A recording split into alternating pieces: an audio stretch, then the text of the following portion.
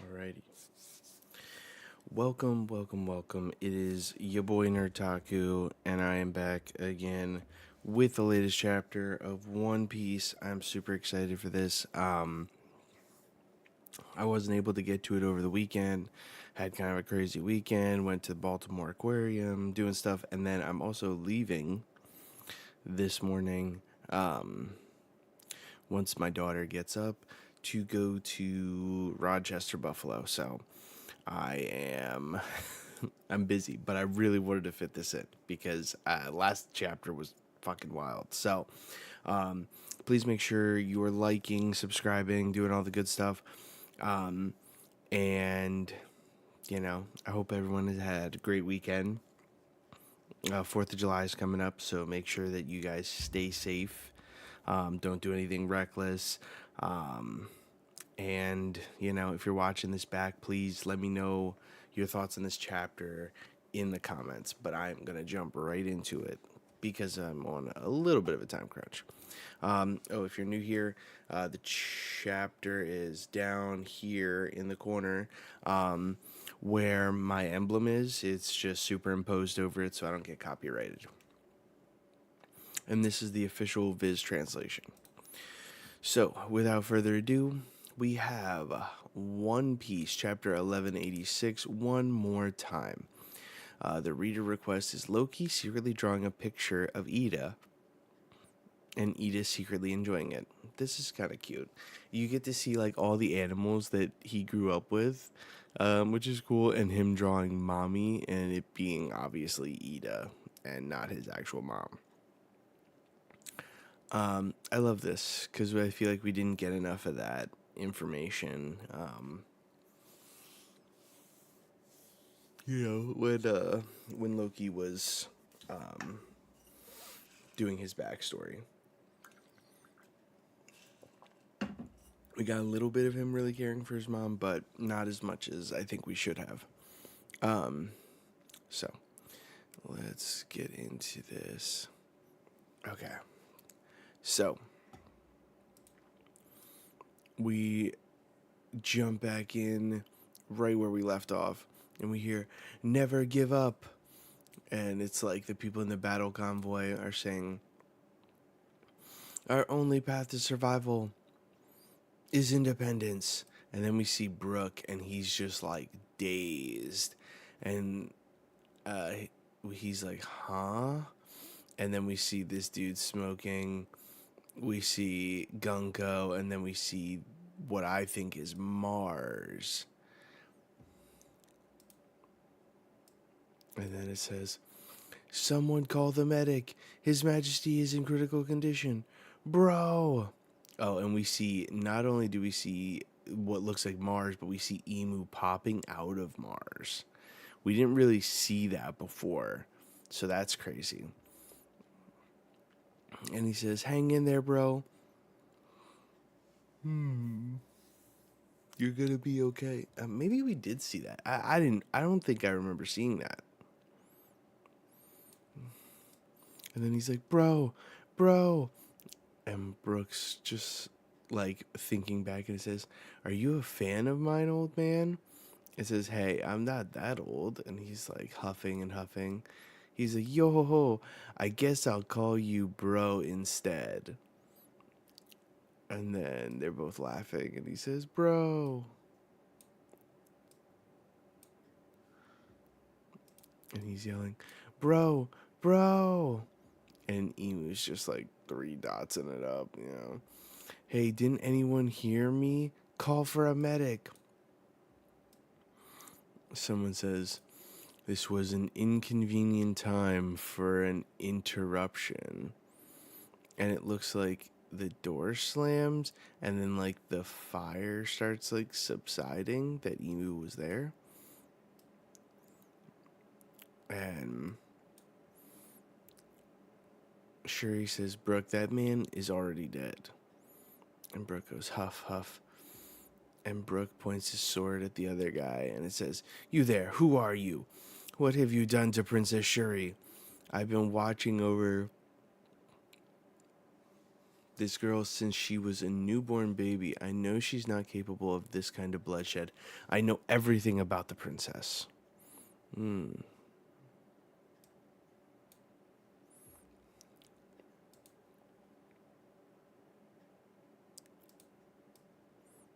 Shuri says, but Brooke, did you know that I was a celestial dragon?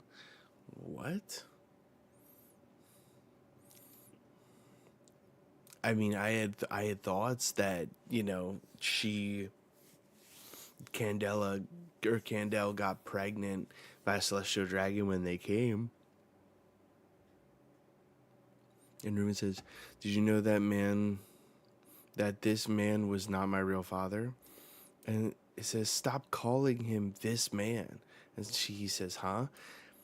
Brooke's like, what are you talking about? You are King Reuven's legitimate daughter and heir, of course.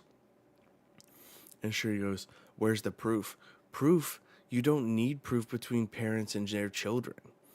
And she says, yes, you do. It would have made a huge difference in my life. I've now wasted 16 years I could have spent as a celestial dragon. Do you understand how angry I am?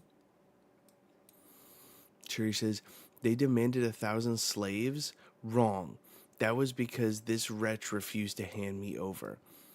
And and Brooke says, don't call him that. And she's like, he's a terrible king who let his people die for nothing.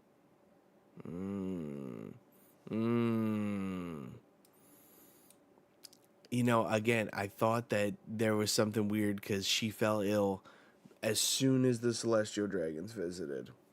And then afterwards, King Reuven just kind of let himself go and kind of... So it's like a celestial dragon came and was like, basically pulled a Garling and was like, oh, you were going to have my babies because I'm a celestial dragon. You can't say no to me. And then Shuri became that.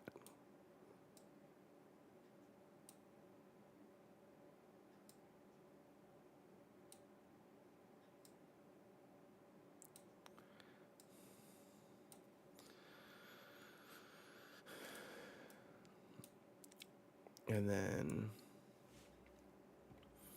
Shuri says, that's why he had to pay the price. If the king dies, the war is over.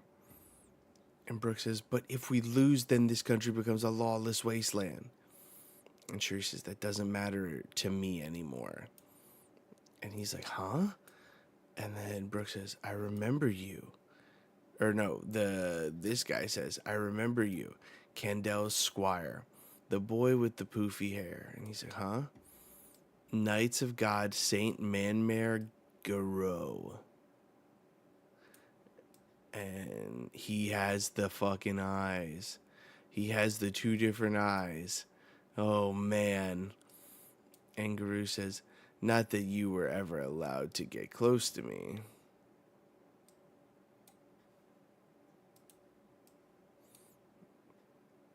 And Brooke's like, huh? And it says, your eyes. And he goes, normally I wouldn't come to this, to a backwater like this, just to recover a single measly whelp, but her bipolar irises are an extremely rare trait, and the Great One desires her. While it may not have awakened for me, perhaps she can speak perhaps she can. And all of a sudden it says, thou speakest too much, Garou. And it says, oh, my apologies, Great One. Make it quick, Shuri. And he's like, huh?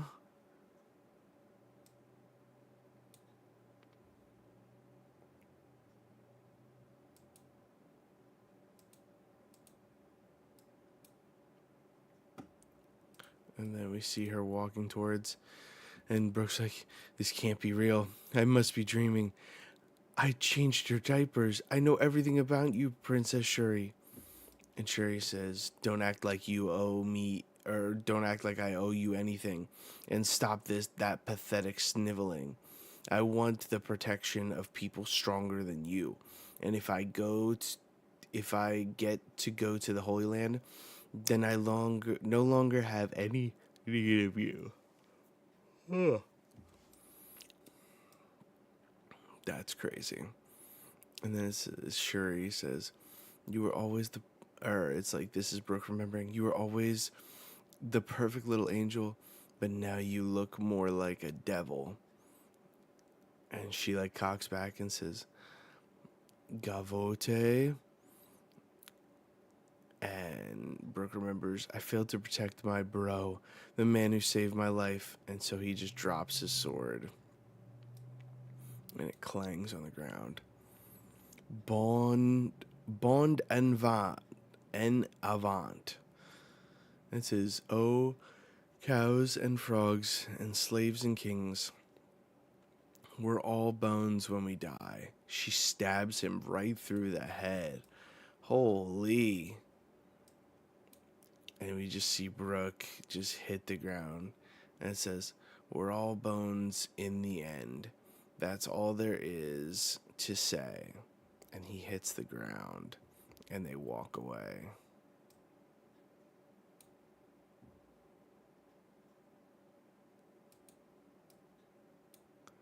And then we see the people waking him up saying, Captain Brooke." And it says, "He's awake. Oh, it's a miracle." And he's like, "Huh?" And they're all like, "I've never seen anyone survive with a sword stuck through his head." Wow, you rule. Apparently that just happens in the One Piece world. That's crazy. It's just so stupid. And then it says the sword somehow managed to avoid all major arteries and your brainstem. And then it says, "Where's the king?" Brooke's like, "Oh." And they're like, "Oh, I don't know how much you remember, Captain. Look, we shouldn't tell him too much. It might rattle him." And he's like, "Ouch." And he says, "No, tell me the truth." It says, "We lost, Captain. The king's death sealed it."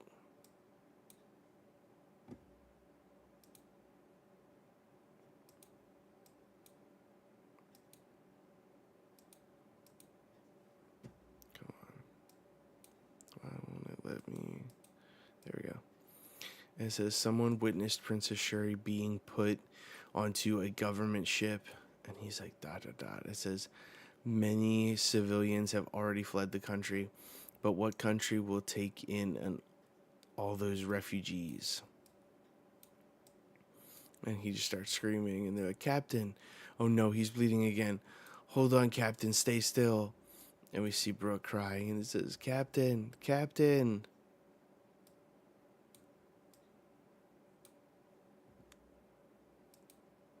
And we see Brooke with tears in his eye, and it says, "Back then, I didn't even know about the existence of devil fruits. I always thought that I had hallucinated what happened.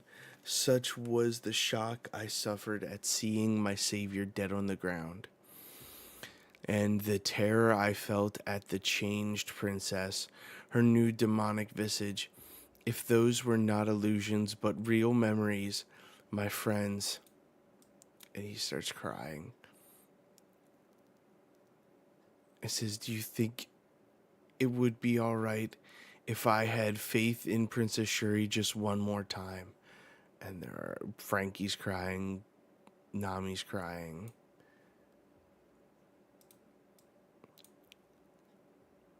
And it says, "If she happens to be a victim in all of this." And then all of a sudden you see Gunko just like the flashback of her saying, "Run, Brooke." And then like the ice still being around her.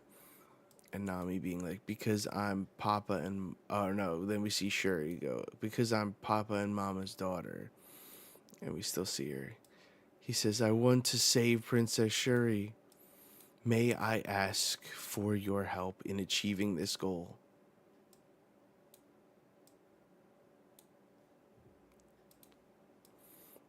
And Jinbei says, "Do you really need to ask? Let's hurry up and break that block of ice." And Nami says, "Maybe lightning will work on it." And Frankie says, "I'll use my radical beam and melt it in one go." And then Usopp's like, I don't think I should use explosive. What can I do to help? And Brooke starts running off, and they're like, hey, wait up, Brooke. And he's like crying. He's, what? It says cafeteria walrus school. And they're like, yeah, I'm all full. That bad news. That bad news guy is Elbaf's enemy, right? And it says, huff, huff. Then that means he's my enemy. I'm overflowing with strength right now. I can't see anyone beating me. Well, it's Emu. And he launches off, and you see Loki say, huff, huff, quit going after the kids. You world government folks sure do fight dirty. And Emu says, dost thou not know why? And he's like, huh? Shall I teach thee? 800 years ago, thy kind suffered defeat in order to save thy children.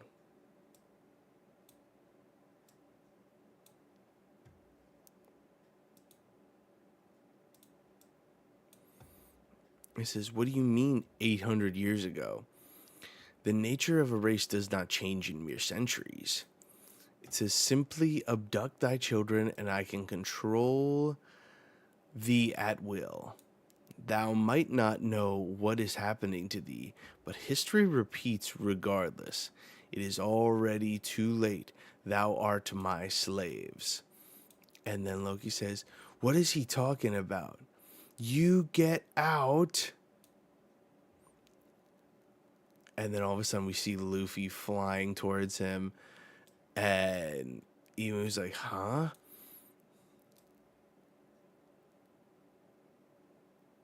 Or no, Luffy says that. Luffy's flying towards him. He says, you get out of Elbaf right now. And he hits him right in the fucking face with a Conqueror's coated punch. The lightning is coming off of it and punching Emu directly in the mouth, dude. Oh, man. Here we go. Here we go. Here we fucking go. Oh, man.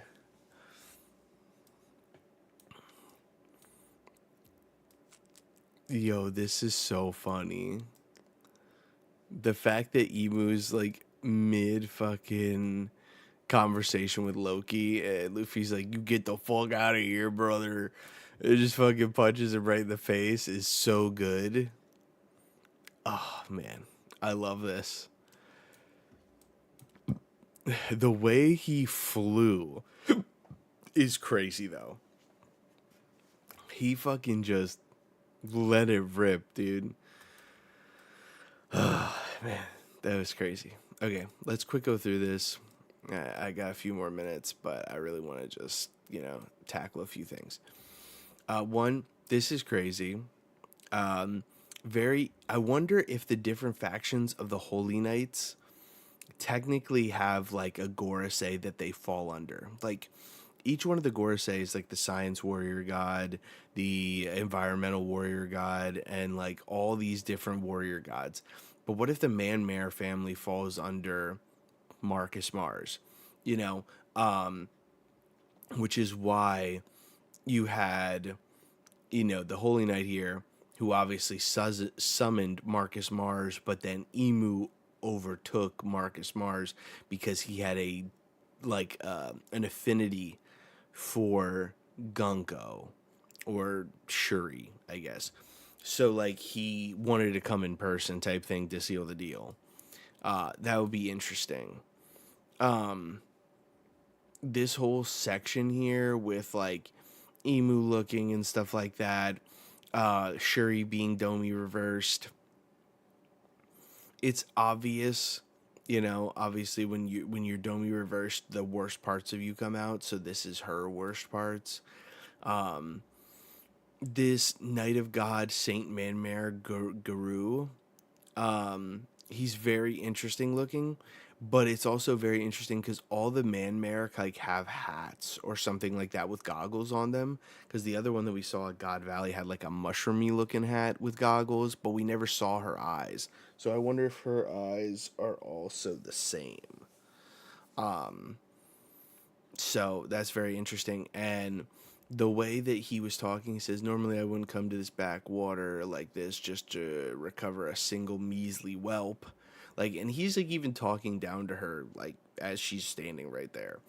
And he's like, but her bipolar irises are an extremely rare trait, and the Great One desires her. While it may not have awakened for me, perhaps she can. And it says, thou speakest too much, Guru. And he's like, oh, apologies, Great One.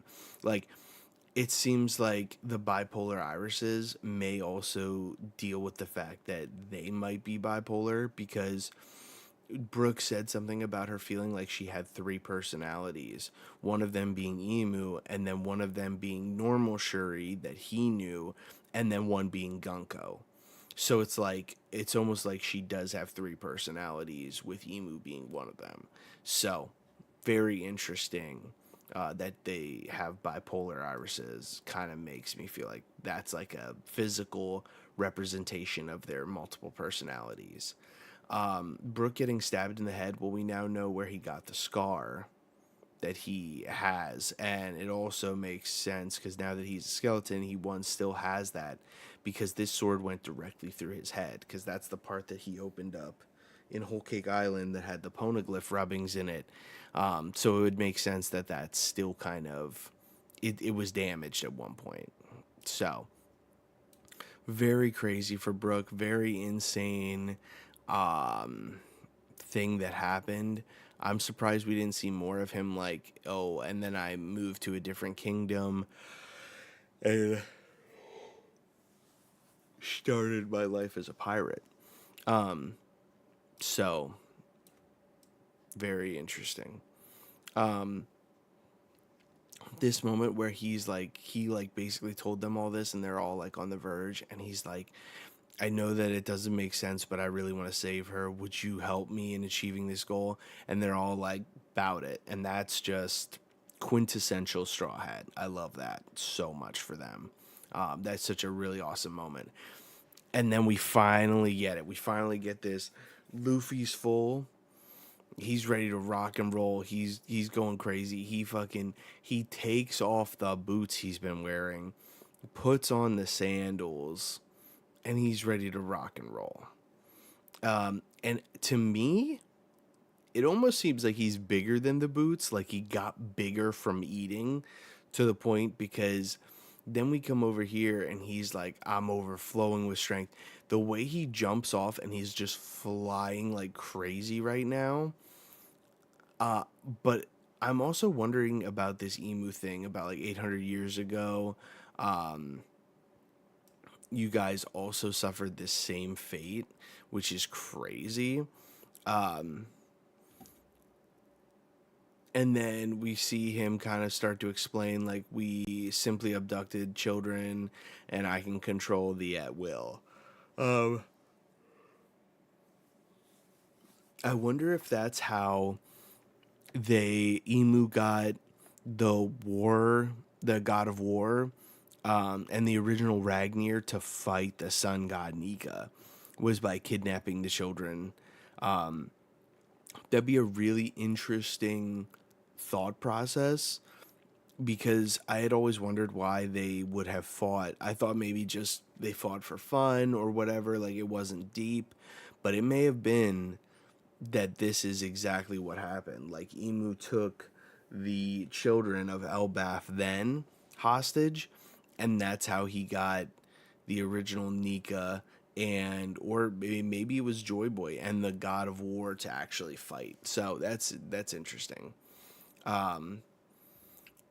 And the fact that Luffy interrupts Loki and flies right under his hammer as he's swinging, and just Conqueror coats the punch, just punches Emu dead in his shit. And what's so crazy about this is, and Maybe it's just Oda not drawing proportions correctly. He's usually decent at it. Um, but this fist looks as big as Emu's face. I mean, it clocks him dead in his shit, to the left cheek.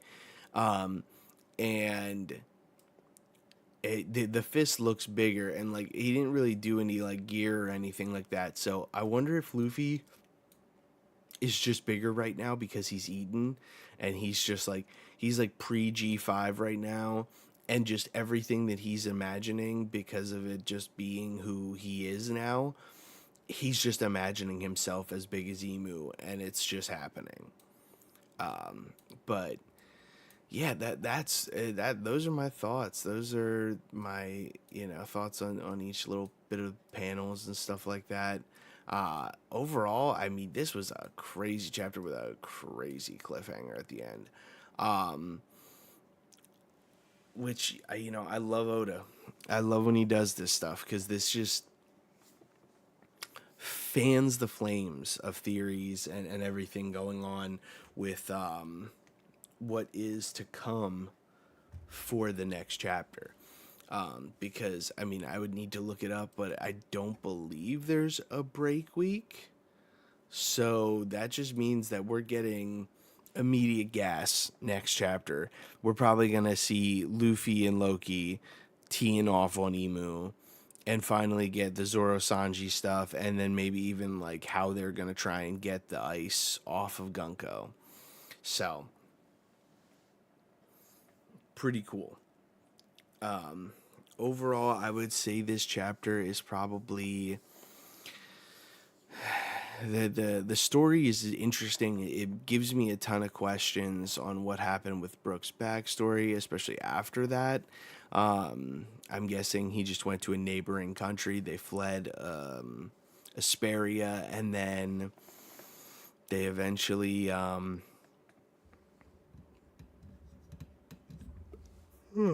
Brooke found the Rumbar pirates probably in a neighboring kingdom, and then they went from there. So,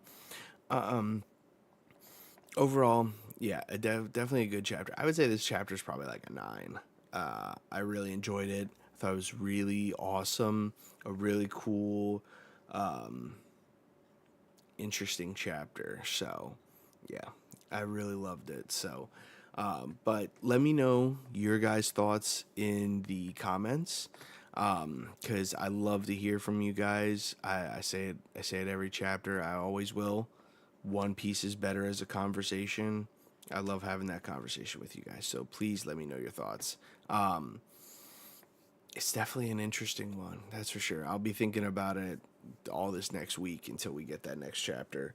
I will be on vacation this next week. I'm leaving today, but I will be back, I think, Sunday.